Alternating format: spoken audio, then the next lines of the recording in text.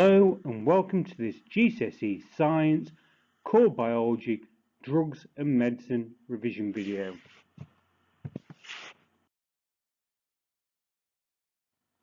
In this video we will be covering how new drugs are developed, different types of drugs, how effective medicines are, and the use of drugs in sports. New medicines have to be tested to ensure that they work, are safe and are effective before they can be prescribed. There are three main stages to testing. In stage 1, the drugs are tested using computer models and human cells grown in the laboratory. Many substances fail this test because they damage the cells or do not seem to work. In the second phase, drugs that pass the first stage are tested on animals. In the UK, new medicines have to undergo these tests, but it is illegal to test cosmetics and tobacco products on animals. A typical test involves giving a known amount of the substance to the animals, then monitoring carefully for side effects. If the drug kills the animals at this point, then it does not get developed any further. The third phase involves human trialling. Human trialling is split into three stages. In the first stage, a small number of volunteers are used to check for side effects. In the second phase, around 200 volunteers are used to check for dosage.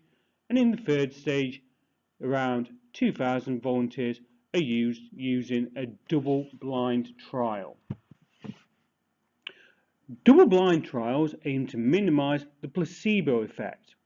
Some patients are given the drug while other patients are given the placebo. A placebo is designed to appear exactly the same as the drug itself, but it does not actually contain any of the drug. The doctors and patients are not told who have received the drug and who have received the placebo until the trial is over. Double-blind trials aim to minimize the placebo effect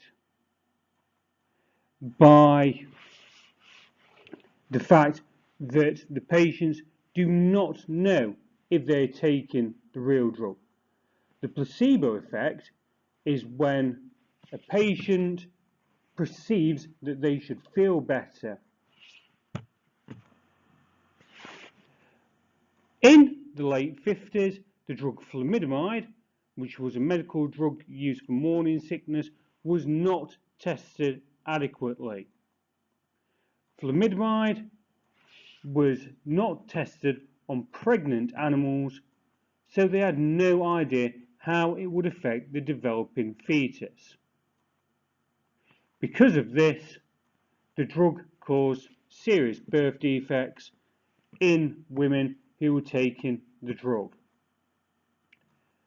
Recently, the drug thalidomide has been used to treat leprosy.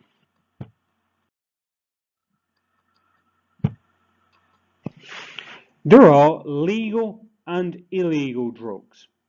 Legal drugs are those that people take for health reasons or for recreational reasons.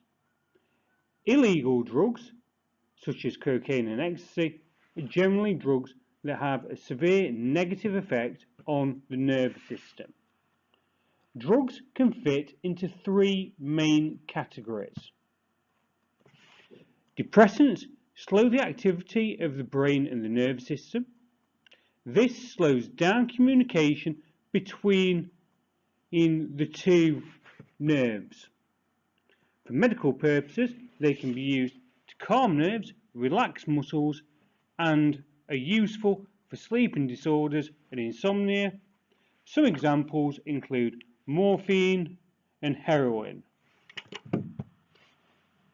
Hallucinogens interfere with the brain and the central nervous system in ways that result in a person perceiving something or seeing something that is not there. So, for instance, people may hear or see things that aren't really there.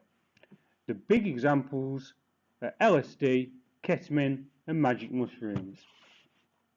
Stimulants are drugs that stimulate the brain and the central nervous system, speeding up communication between the two. They usually increase alertness and physical activity. They include amphetamines, cocaine, and other things that contain amyl groups or butyl nitrates. One area on the exam that they may talk about is cannabis. Cannabis can trigger mental illness, causing a higher risk of depression. It is referred to as a gateway drug, as people who start using cannabis will often move on to harder drugs, for instance heroin.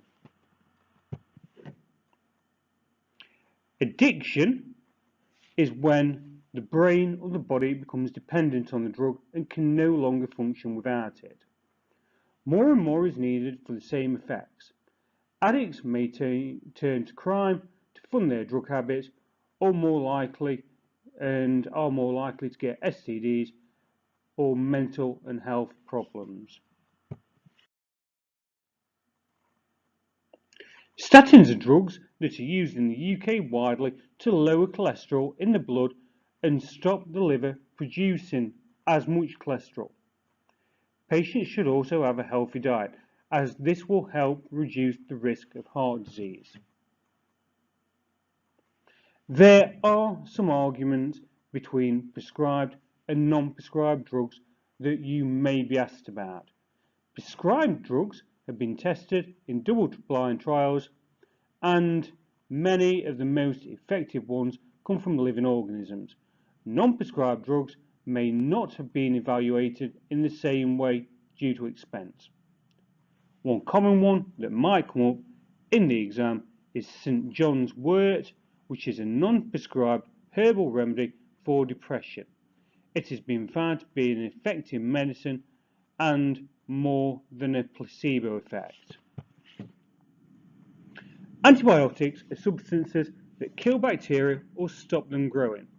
They do not work against viruses because viruses live and reproduce inside of cells. It is difficult to develop drugs that can kill or affect viruses without damaging the body tissues.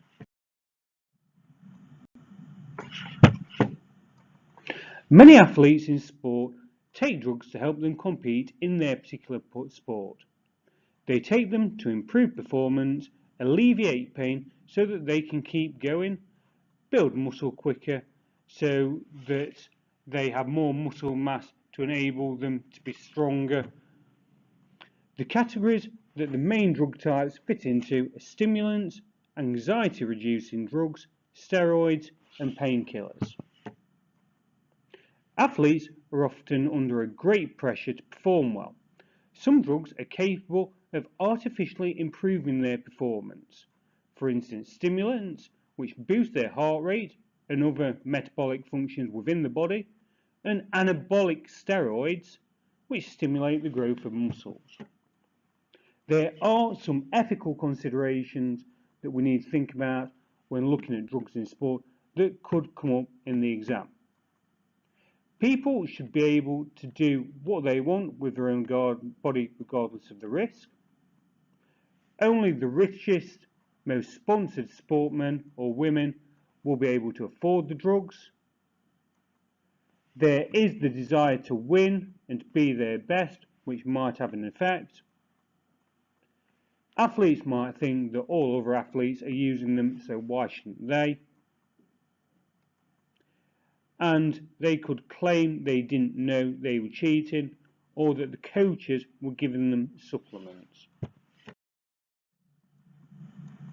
So, in terms of your revision for this section, remember to start early. Remember to switch off your mobile and any other devices which may distract you. Quality is better than quantity, and if you revise earlier on in the day, your brain will be more active, so you will remember more. I hope that this video has been interesting and has helped. Please go and look at my other videos covering other areas of the core biology syllabus. Thank you for watching and good luck with your exams.